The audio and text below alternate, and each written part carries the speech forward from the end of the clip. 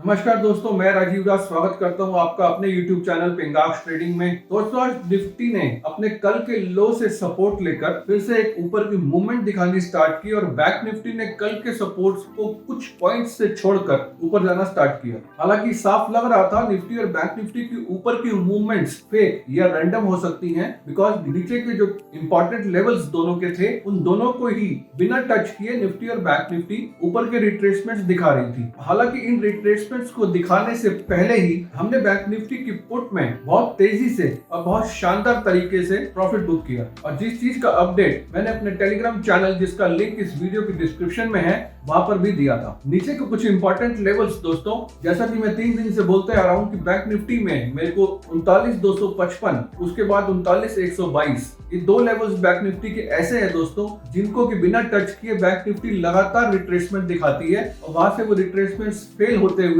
वापस गिरने की कोशिश करती है। और यही दो मैग्नेटिक लेवल्स हैं जो बार बार बैंक निफ्टी को नीचे की तरफ धकेलते हैं, लेकिन वहां से बिना इनको टच किए ऊपर की मूवमेंट दिखाना स्टार्ट करती है। और इसी तरह से दोस्तों निफ्टी में 16,885 के आसपास का एक लेवल जो कि बहुत इंपॉर्टेंट है, बिना उसको टच किए 3 दिन से लगातार उसके ऊपर के लोज बनाते हुए ऊपर भागना स्टार्ट कर रही है। दोस्तों, समझने वाली बात इसमें ये भी है कि अगर ये लेवल्स निफ्टी और बैंक निफ्टी के जो मैं आपको बता रहा हूं, अगर ये इतने इंपॉर्टेंट नहीं होते तो निफ्टी और बैंक निफ्टी दोनों ही रिट्रेसमेंट्स के बाद वो रिट्रेसमेंट्स फेल नहीं होती। तो निफ्टी और बैंक निफ्टी में जो भी रिट्रेसमेंट्स दिखती हैं वो रिट्रेसमेंट्स फेल ही इसलिए हो रही हैं बिकॉज नीचे के जो इंपॉर्टेंट लेवल्स हैं उन लेवल्स का आना भी उतना ही जरूरी है जितना कि उल्टी गिनती गिनते हुए 10 से लेकर 1 तक आना। और ये कौन सी उल्टी गिनती है दोस्तों, और ये कौन से ऐसे लेवल्स हैं जिनको मैं बहुत इंपॉर्टेंट मान रहा हूँ, इस चीज को समझाने के लिए मेरे को लेके जाना पड़ेगा आपको अपने लैपटॉप की स्क्रीन पर। तो आइए देखते हैं, समझते हैं आज के एनालिसिस और कल की एक्सपायरी में निफ्टी और बैंक निफ्टी क्या लेवल्स दिखा सकती है।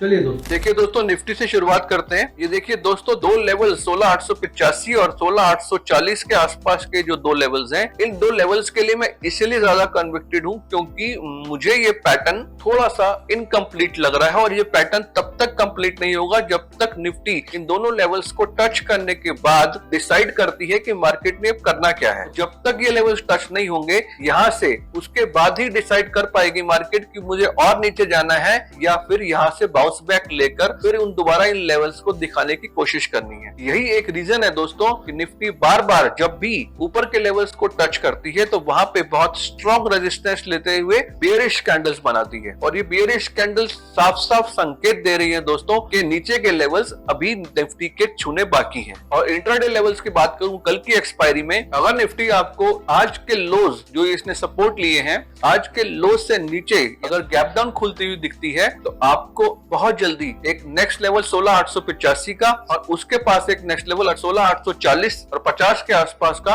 देखने को मिल सकता है। हो सकता है 16,885 से एक बार वो सपोर्ट लेकर दोबारा उठने की कोशिश करे और फिर 16,920 और 15 के आसपास एक रेजिस्टेंस फॉर्म होती है इसकी, क्योंकि पिछले जो सपोर्ट लेवल्स हैं, जो आज के सपोर्ट लेवल्स हैं 16,915 के आसपास के, यहां से अब इन सपोर्ट से वो रेजिस्टेंस लेकर एक बियरिश कैंडल बनाती है। तो वो बियरिश कैंडल दोबारा से आपको 16,885 और 16,840-50 के आसपास भी लेके जा सकती है। और निफ्टी दोस्तों, अगर आपको कल गैप अप दिखती है तो उस गैप अप में आपको बाइंग का मौका नहीं ढूंढना है, उसको रिट्रेस होने देना है जब तक वो डेली बेसिस पर 17,200 के ऊपर जो कोई क्लोजिंग नहीं दे देती, तब तक आपको निफ्टी में हमेशा सेल ऑन द राइज की ही पॉलिसी रखनी है। तो गैप अप के बाद आपको कहीं तक भी रिट्रेसमेंट दिखने के बाद उस रिट्रेसमेंट से एक, जो कि रिट्रेसमेंट का पहला लेवल मैं बताऊंगा आपको दोस्तों 17,000 के आसपास भी हो सकता है। अगर 17,000 तक निफ्टी रिट्रेस करती है गैप अप के बाद और वहां से बियरिश कैंडल के बाद अगर उस कैंडल का लो टूटता है तो आपको फिर से आज के लोस का एक पहला टारगेट, उसके बाद आज का लो टूटने के बाद वही दूसरे और तीसरे टारगेट जो मैंने आपको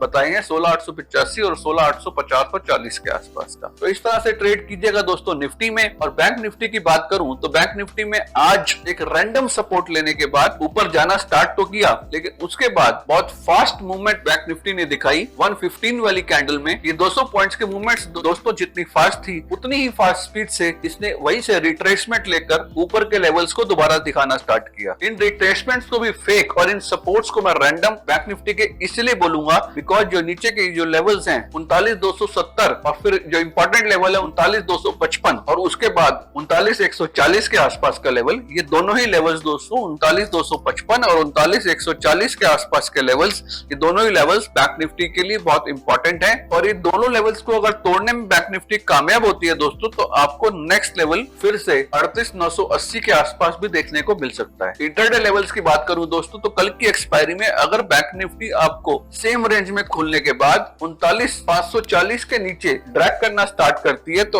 आपको फिर से नेक्स्ट लेवल आज का लो, उसके बाद कल का लो यानी कि 39,273 और उसके बाद 39,255 जो कि एक इंपॉर्टेंट लेवल छोड़ रही है बार बार, वो दिखा सकती है और 39,255 के नीचे ट्रैक करने के बाद 39,140 भी आपको देखने को मिल सकता है। तो ठीक है दोस्तों, इसी तरह से ट्रेड कीजिएगा आप निफ्टी और बैंक निफ्टी में। बहुत जल्दी मिलते हैं दोस्तों नेक्स्ट वीडियो में। Bye bye, take care.